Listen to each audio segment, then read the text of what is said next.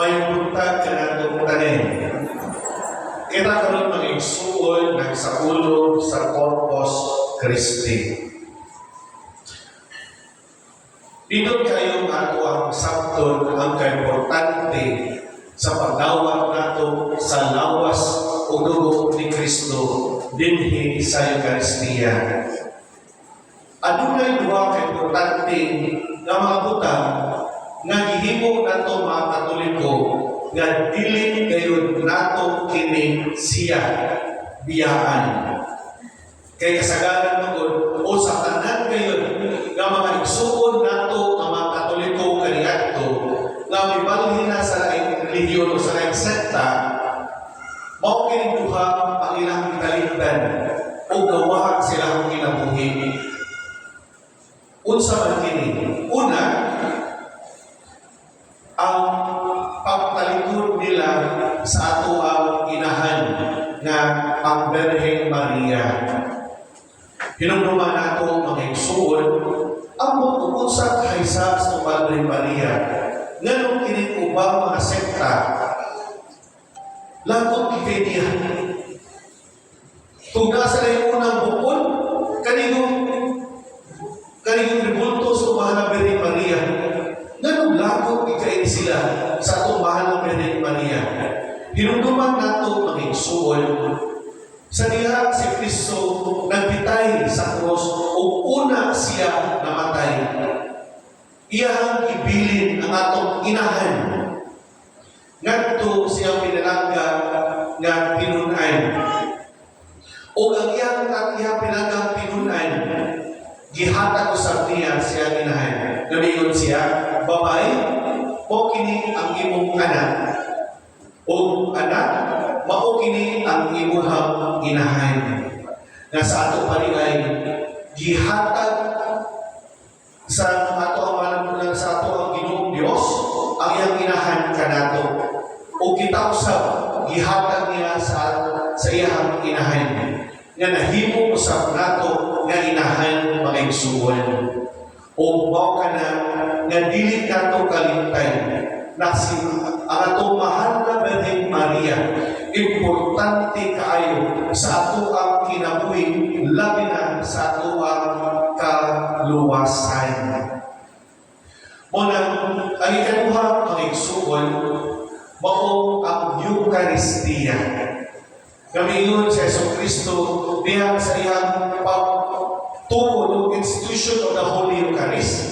Diha siya Last Supper, katapusan panihapon, mingon siya, dawata kini anong paghandom kanako.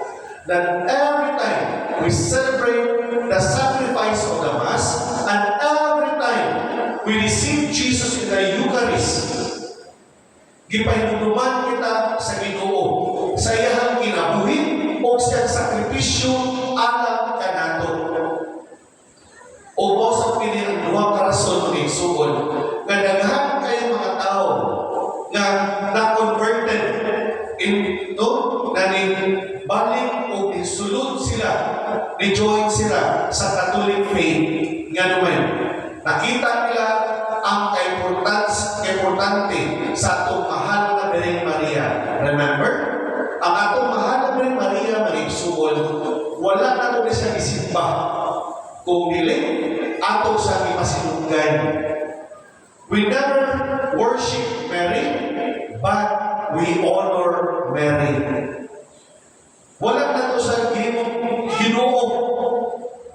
Apan, ang atong mahal na Birhen Maria, ato siya i-honor, ipasinunggan. Tungod siya kalabigitan sa ato ang salvation, sa atong kaluwasan, o tungod usab siya inahan sa Dios nga nagpakatao, o ato siya inahan. Kay every time ang ato mahal na Birhen Maria maghangyo sa ato ang Ginoo dili gayon siya makabalibad sa ato mahal na Birhen Maria. Remember ang kasal sa Cana, sa dihang nautdan o pagkaon o bino ang mga kasunod sa kumpirang sa kasal. O sa may himo sa mahal na Birhen Maria, giingnan niya si Jesus, anak,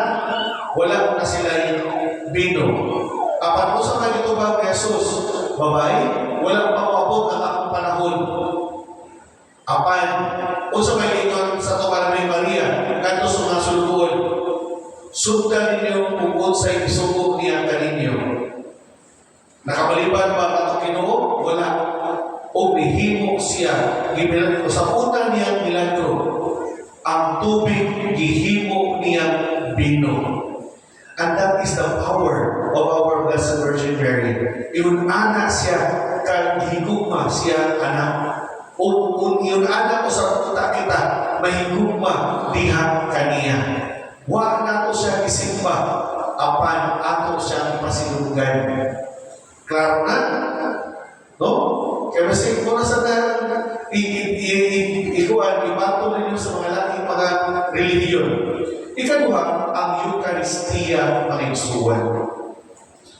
As we receive the body and blood of Christ in the holy sacrifice of the Mass, kita usap mga igsuon bidawat ni Kristo. Daghan kay nato dinhi karon ang mitungo higugma sa Dios. Apan ang pangutana, pila man ka nato diri ang bidawat sa Panginoong Kristo. Gamay na kayo. Ang ba na to? Sige simba, apan dili budawat niya. Muna mga igsuon, mag-usap ta sa Santos na Misa, o di ta mudawat sa lawas ni Kristo. Muna ang importante kayo nga ato unta kayo masabtan. Ang kaimportante kayo sa lawas sa Kristo nga itong gawato sa atong kinabuhi. Kaya galing atong pagsaulog sa Santos na Misa, usap ni siya kabangkete, kumbira, o kinsa man ang gikaon ang lawas sa atong Kristo, that we all partake in the banquet of our Lord Jesus Christ and we all receive Him in our life. Atong ginawat siya sa atong kinabuhi. Dito galing na mga igsuon, diha galing sa atong mga pamilya, na every time mga mo ba, the best kuno time for the family to gather, diha kuno sa kananan. Kamu mga ginikanan, ayaw niyo tuguti inyong pamilya nga sipag pangako na lamang, magkatibuaan. Di mulungang kapon, kaya ko sa nagduwang pa mag-scatter, no? Nagkuhan pa sa cellphone, ako ba nagtanaw pag TV, niya magulus-ulus lang nato sa kananan, makaon. Remember, my soul, na dito di kayo may praktison sa mga pamilya, kanang undangan yung tanan yung gibuhat, kanang yung mga anak, undangan na sila ang cellphone, undangan na lang TV, o undangan ninyo ang pagtigong diha sa pamilya, sa pagkaon. O unang mong mangaon, mag-ampo mo, sama sa ibuhat ni Kristo din sa itong Ebanghelyo. Yang ipalingkod ang tanan, o sa may ibuhat, niyahat siya sa langit, o nagpasalamat sa Diyos. O sa may resulta, nagabusog silang tanan, sa gamay na kayong pagkaon, o nakatigong pagod sila, o napulong duhang kabukag. O sa may pasabot ani mga igsuon, that when every time, diha sa kananan mga igsuon, magpasalamat kita sa Diyos, sa grasya iyang gihatag, una nato kinikanon, ang grasya sa Ginoo magpabilin diha kaninyo.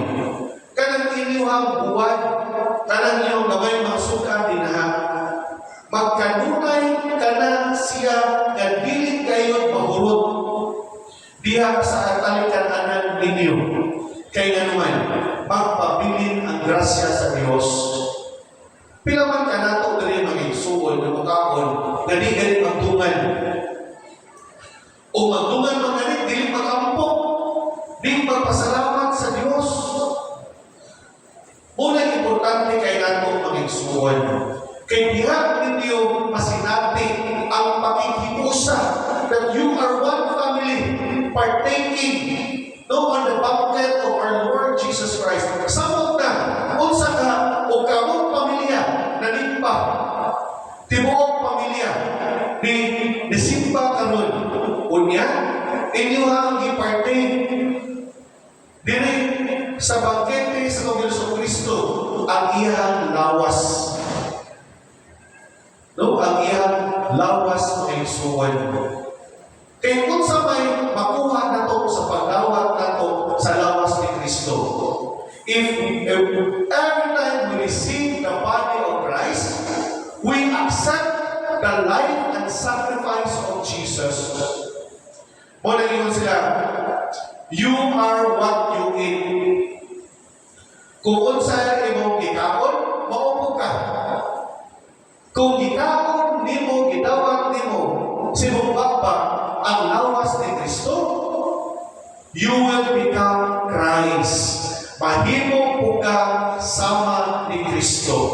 Muna, every time na magtumiling ta sa pagdawat ni Kristo, dinhi sa Eucharistia, unsa may mahitabo, malayo ta ni Kristo.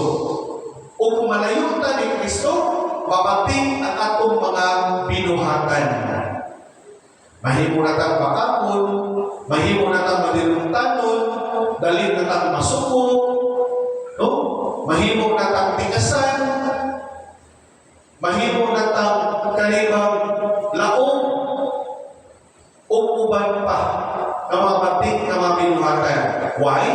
Because we never received Jesus in our life. O na mga igsuon, ang dako kayong mahagit alam ka natong tanan.